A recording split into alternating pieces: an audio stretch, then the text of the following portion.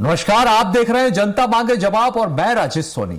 दतिया, जी हां, जहां उपचुनाव अब सिर्फ एक विधानसभा सीट का चुनाव नहीं बल्कि सियासी प्रतिष्ठा का सबसे बड़ा प्रश्न बन गया है। एक सबसे बड़ी लड़ाई बन चुकी है। बीजेपी ने इस सीट को जीतने के लिए पूरा संगठन मैदान में उतार दिया। 20 मंत्री, 20 विधायक, 500 से ज्यादा संगठन पदाधिकारी और 192 बूथों पर माइक्रो मैनेजमेंट, यानी कि चुनाव जीत के लिए पूरा चक्रव्यूह तैयार है। दूसरी तरफ कांग्रेस भी पीछे नहीं है। 30 विधायक, पूर्व मंत्री, पूर्व सांसद और बूथ स्तर तक की रणनीति के साथ कांग्रेस ने भी पूरी ताकत झोंक दी। दोनों दल जानते हैं कि दतिया का नतीजा सिर्फ एक सीट का फैसला नहीं करेगा बल्कि आने वाले राजनीतिक संदेश भी तय करेगा। ऐसे में सवाल यह है कि क्या बीजेपी का चुनावी चक्रव्यूह जीत की गारंटी बनेगा? क्या कांग्रेस के बूथ मैनेजमेंट के दम पर मुकाबला पलट पाएगी और दतिया की जनता किसकी रणनीति पर अपनी मोहर लगाएगी? आज करेंगे इसी पर हम चर्चा। कई मेहमान भी हमारे साथ होंगे, लेकिन उससे पहले हमारी एक खास रिपोर्ट देखिए।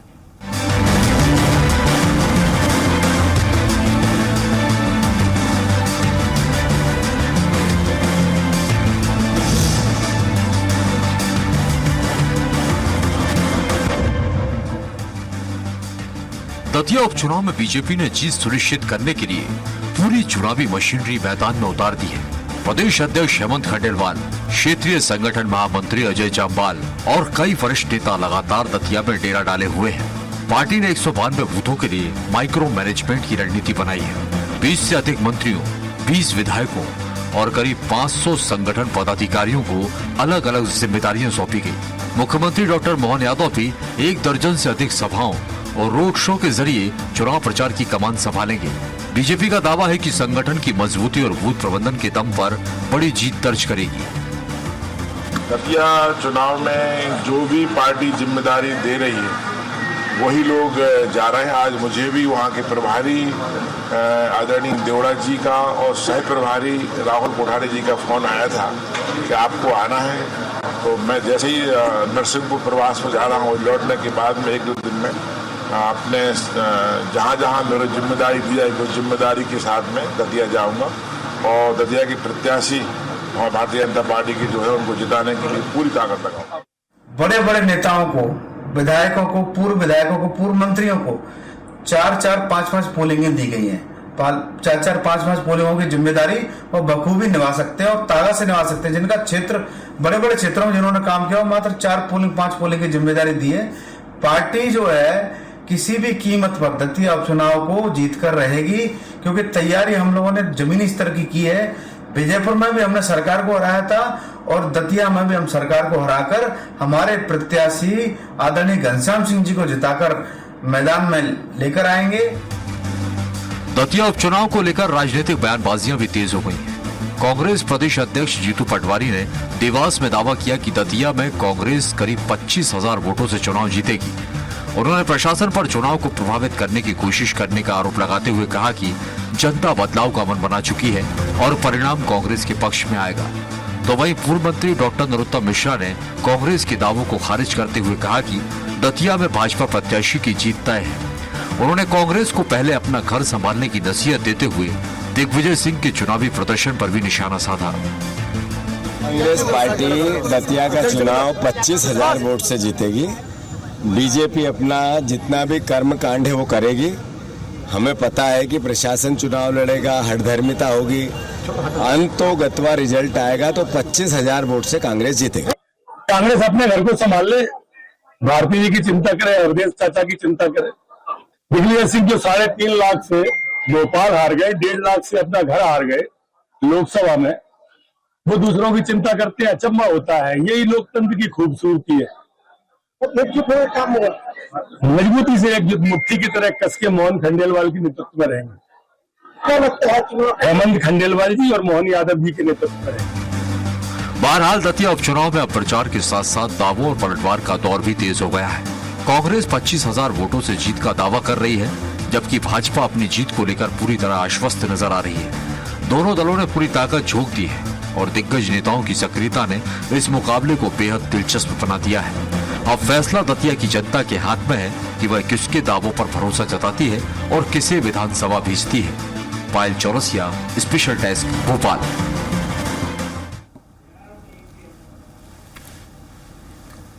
तो कुरुक्षेत्र की लड़ाई अब चक्रव्यूह पर आई। भारतीय जनता पार्टी ने अपना चक्रव्यूह बिछा दिया है। अब इस पर कांग्रेस कैसे निकलेगी, इसी लड़ाई का बेहद महत्वपूर्ण हो जाती है दतिया उपचुनाव की। इसी को आज हम समझते हैं। मेहमान हमारे साथ हैं, पहले मेहमानों का परिचय आपसे करवाते हैं। चर्चा के लिए मेहमान है हमारे साथ सागर कसेरा जी हमारे साथ जुड़े हैं, बीजेपी प्रवक्ता हैं। सागर जी आपका बहुत स्वागत है।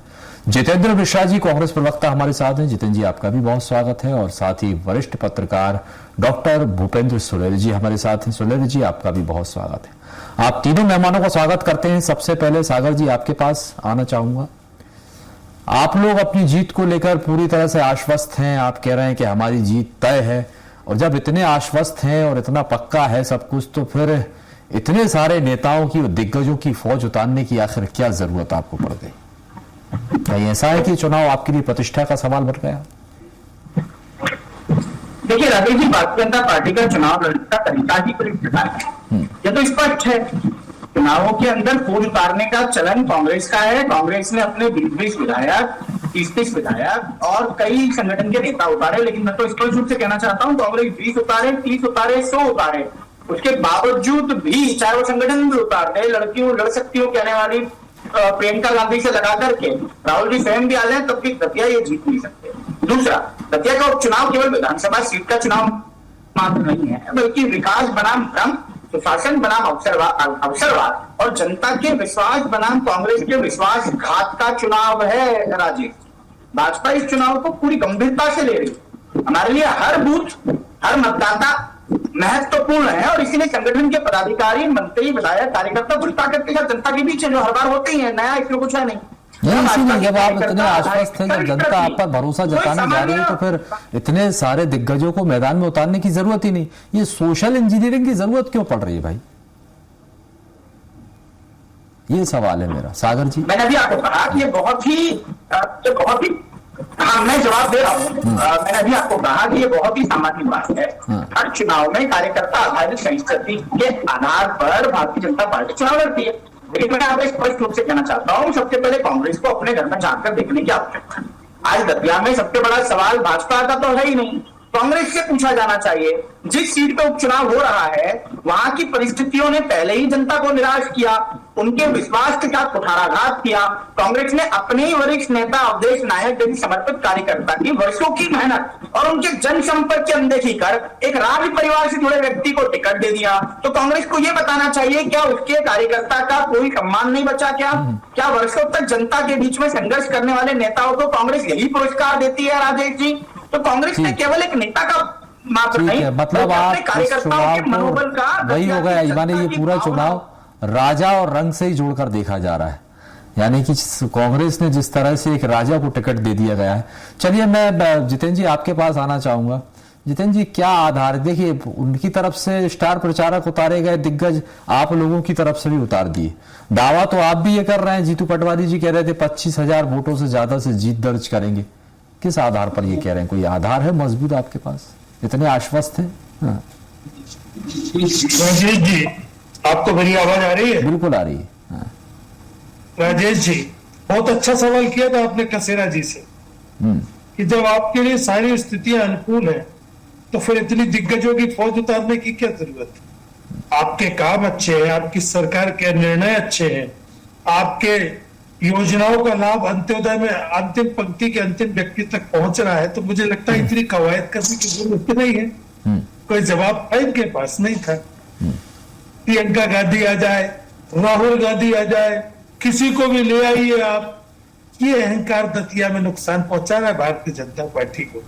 आपने देखा इस तरीके से 20 मंत्री, 15 सांसद, 60 विधायक और मुख्यमंत्री के 24 दौरे एक विधानसभा जीतने के लिए, अंदाज लगाइए कि भारतीय जनता पार्टी कहां खड़ी होगी। नहीं, ये वो कह रहे हैं ना, देखिए ये तो होता ही है यार चुनाव में भाई, अपने अपने दिग्गजों को मैदान में उतारा जाता है, ये प्रक्रिया है। आप लोग भी तो अपने बड़े नेताओं को बुला रहे हैं, और उसके बाद आप भी दावा कर रहे हैं कि हम 25,000 से ज्यादा से जीत रहे हैं। तो भाई क्या आधार है आपके पास? भाई तो किस आधार पर दावा किया जा रहा है? निश्चित तौर पर मैं वही बता रहा हूँ कि अगर भारतीय जनता पार्टी की योजनाएं अंतिम व्यक्ति तक पहुंचती, तो भारतीय जनता पार्टी के माथे पर लकीरें नहीं दिखती। आप चलिए, कांग्रेस का बता दीजिए। राजेश जी मेरी बात तो सुन हाँ, लीजिए। सुना मेरा लीजिए। ये कहना है इसके पीछे का कारण समझेंगे। हाँ। क्या कोई कसर रखी थी बीजेपुर में? इन्होंने मंत्री चुनाव लड़वा था, सारे संसाधन झोंक दिए थे, 150 विधायक खड़े हो गए थे पूरे देश से ला करके। क्या परिणाम हुआ? सरकार चुनाव हार गई कि नहीं हार गई? क्योंकि आपकी योजनाएं गरीबों तक नहीं पहुंची है। भारतीय जनता पार्टी का अहंकार वहां भी इनको ले डूबा, और भारतीय जनता पार्टी का अहंकार आप देखेंगे कि दतिया में भी नुकसान पहुंचा देगा। कारण यह है, एक मुख्यमंत्री को अगर 2 दर्जन 24 सभा एक विधानसभा में करना पड़े, आप अंदाज लगा लीजिए कि आपके नीचे जमीन नहीं है, फिर भी आपको यकीन नहीं है। इसके पीछे कारण यह है कि किस तरीके से नरोत्तम मिश्रा ने कानूनी रूप से अवैध कराने का काम किया। एक निर्णय हो चुका कोर्ट में, उसके बाद वो सबके सामने आ गया। इसके बाद उन्होंने तो तैयारी शुरू कर दी कि हाईकमान होता क्या है, मैं तो टिकट ले आऊंगा। आखिर में देखा जब नरोत्तम मिश्रा की सर्वे की रिपोर्ट गलत आई, नेगेटिव सर्वे आ गया कि भारतीय जनता पार्टी नरोत्तम नहीं किसी को भी ले आए हार जाएगा चुनाव। चलिए, बीजेपी अपनी रणनीति पर काम कर रही है। मैं आपकी रणनीति जानना चाह रहा हूं जितेंद्र जी, जल्दी से जवाब दीजिए। आप क्यों उतने आश्वस्त हैं जो दावा कर रहे हैं 25,000 से ज्यादा वोटों से आप जीतने वाले, और दूसरी तरफ आप यह भी कह रहे हैं कि जो है प्रशासनिक मशीनरी यहां पर चुनाव लड़ने वाली है, प्रशासन चुनाव लड़ेगा। लड़ रही है, आपने गिनाया ना, ऐसा ना हो कि कल 20 मंत्री, 15 सांसद और 120 विधायक लड़ रहे हैं। हाँ। ये क्या बताता है? ये यही बता रहा है ना। सुनिए हमारा दावा क्यों है।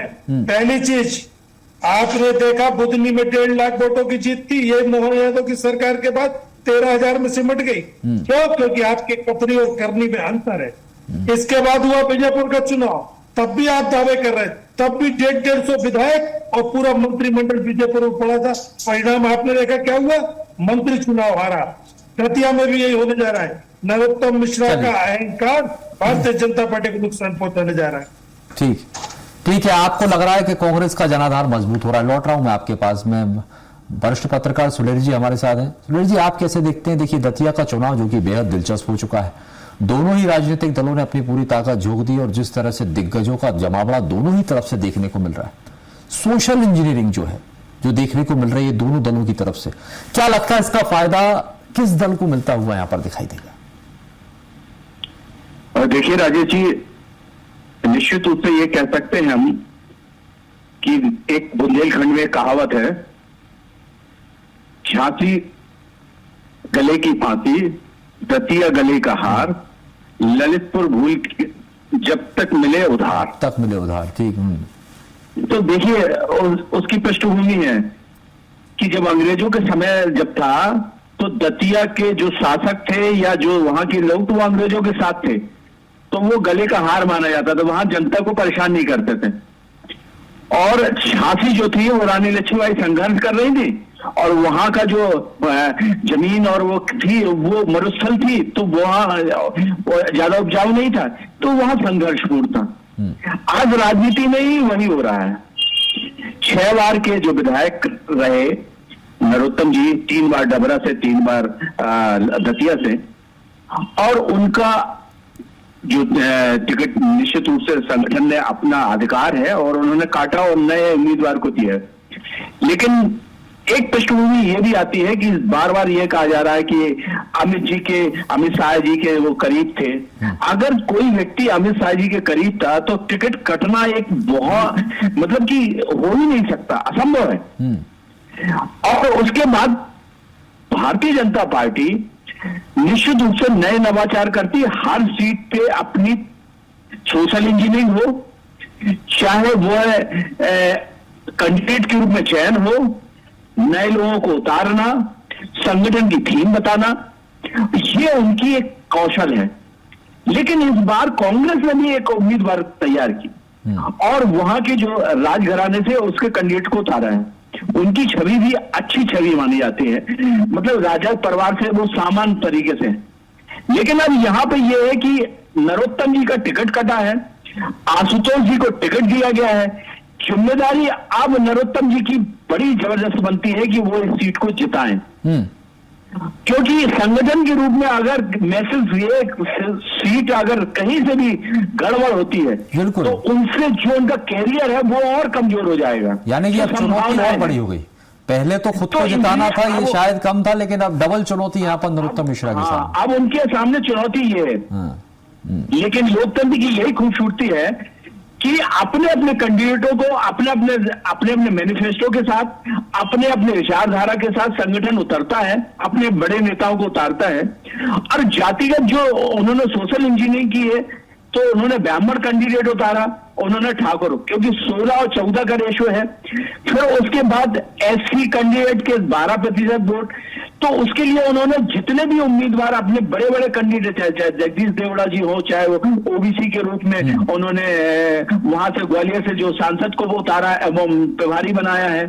तो ये जो सब चीजें, और इसी तरह से कांग्रेस ने भी अपनी रणनीति बनाई है।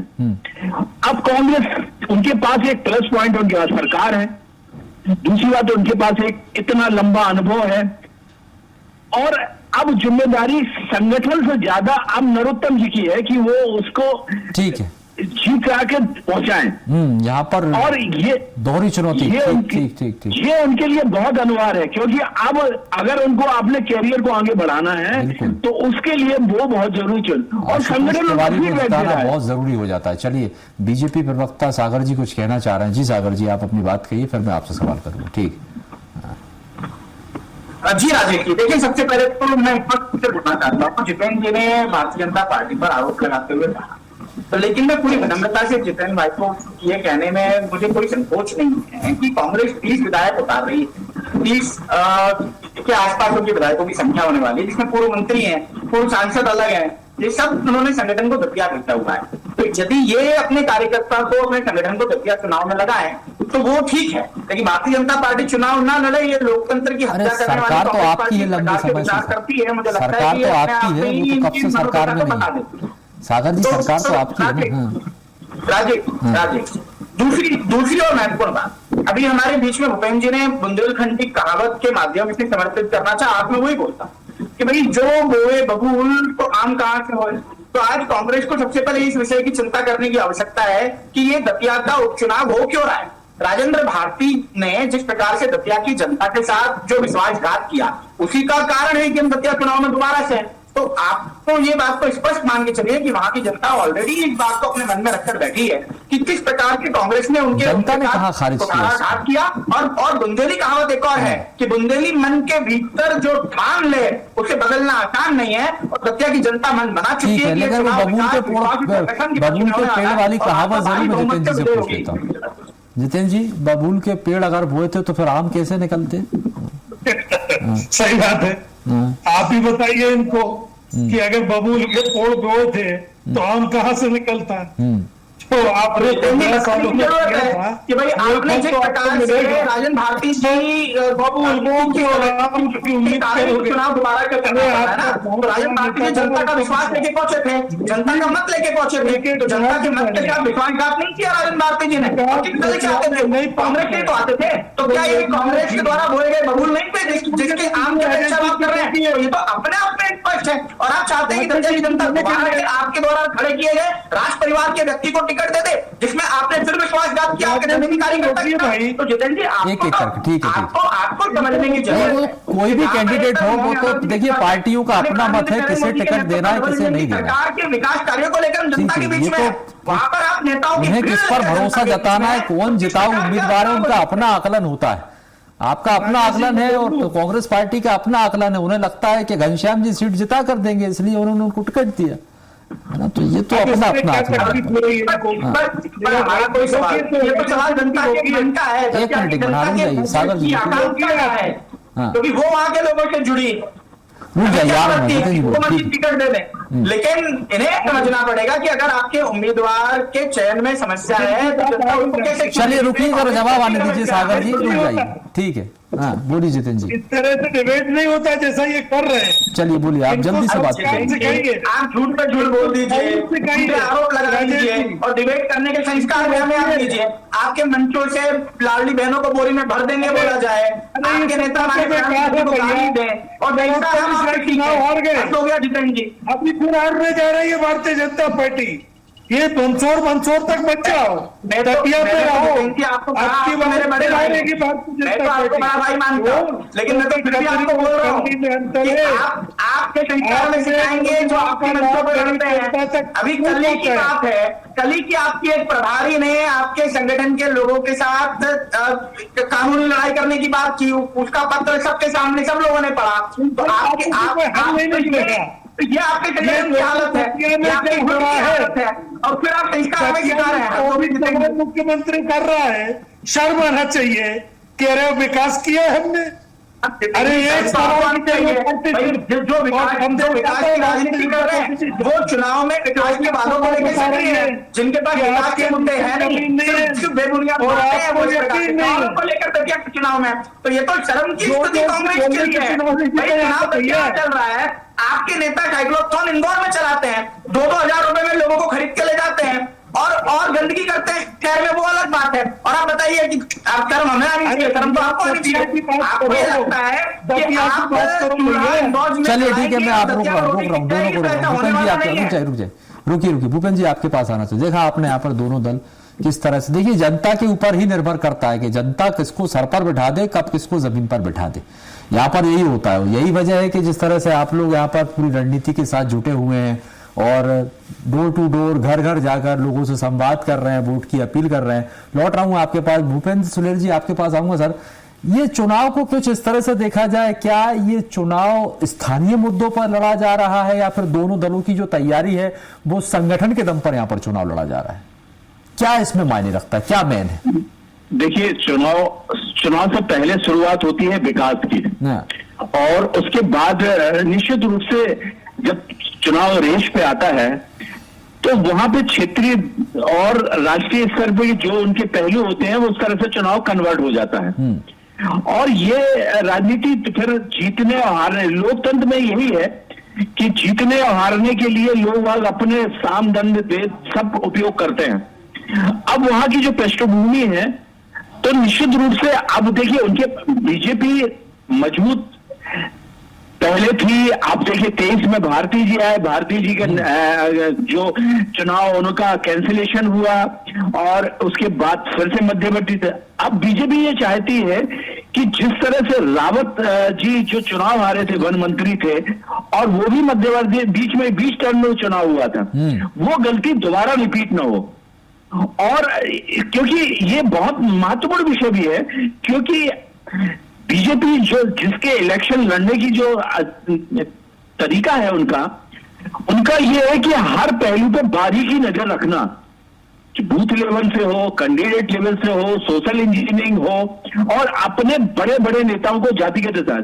दूसरी बात, जो उन्होंने 2018 के बाद जो लाडली बहना, जो 50% आधी आबादी का जो योजना उन्होंने लागू की है, वो भी उनके लिए एक प्लस पॉइंट रहती है, क्योंकि महिलाएं अब जो लोगों के कहने पर वोट करती थी अब वो स्वतः वोट करती हैं। निश्चित तौर तो ये एक बहुत बड़ा प्लस पॉइंट है। मतलब एक बार फिर लाडली बहना का फैक्टर देखने को मिल सकता है चुनाव में, कि ये बिल्कुल एक बार फिर जो है नतीजे जो है वो कहीं ना कहीं बीजेपी के पक्ष में जा सकते हैं, एक बड़ा फैक्टर साबित हो सकता है। आप ये कह रहे हैं कि लाडली बहना का ऐसा असर देखने को मिलेगा उपचुनाव में? देखिए, चुनाव दोनों लोग अच्छी तरह से लड़ रहे हैं, और लोकतंत्र में यही है कि जनता के बीच में अपने अपने इश्यू को रखना, और उसके बाद लेकिन अब बीजेपी क्या है, उसको एक सीट से हारने और जीतने से फर्क नहीं पड़ता, लेकिन एक माहौल जो बनता है, क्योंकि ये मुख्यमंत्री की लीडिंग पे लड़ता है, मुख्यमंत्री की कार्य योजनाओं पे लड़ता है, बनता है, जो ने 2.5 साल में काम किया उनकी समीक्षा होती है,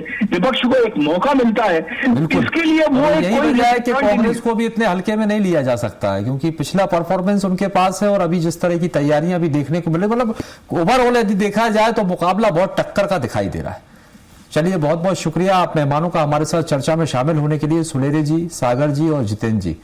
तो देखिए, दतिया का उपचुनाव सिर्फ एक सीट का मुकाबला नहीं, बल्कि दोनों दलों की राजनीतिक साख की परीक्षा बन गया। दावे दोनों तरफ से हैं, रणनीतियां भी पूरी हैं और ताकत भी पूरी तरह से मैदान में झोंक दी गई है, लेकिन आखिरी फैसला दतिया की जनता के वोट से ही होगा। फिलहाल इस चर्चा में इतना ही, आगे भी खबरों का सिलसिला लगातार जारी है। आप देखते रहिए स्वराज एक्सप्रेस।